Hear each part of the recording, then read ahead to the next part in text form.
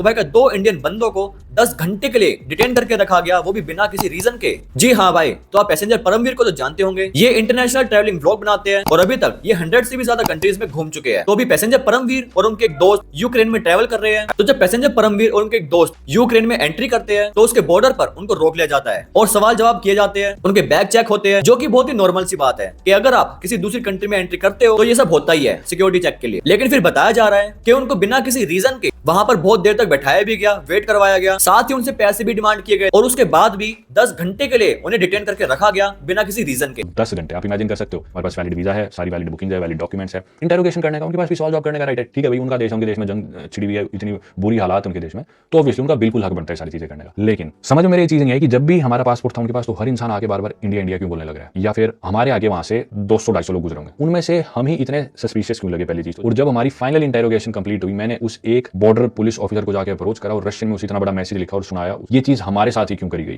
क्या ये कारण हमारी नेशनैलिटी था, यानी कि हमारा इंडियन होना था, या फिर हम दोनों बहुत सस्पिशियस लगते हैं, या फिर इसके पीछे का कोई और कारण था, तो मैं जरूर जानना चाहूंगा। पूरा मैसेज पढ़ने के बाद उन ऑफिसर का पहला रिएक्शन था एक स्माइल और थोड़ी सी हंसी और वो अपना ट्रांसलेटर निकालते हैं, फोन में कुछ लिखते हैं। उससे जब वो प्ले हो गया तो जो मुझे सुनाई दिया था वो लाइन यूं की यूं ये थी, India is crossing the line. अब मैं ये नहीं कह रहा कि वो एक्चुअली क्या बोलना चाहते थे या क्या मीन करते थे, वो कैंसिल करके उन्होंने दोबारा जो मुझे चीज सुनाई वो थी, it was just a hard day. उसके बाद वो मुझे थैंक यू बोलते हैं इंटरेस्टिंगली,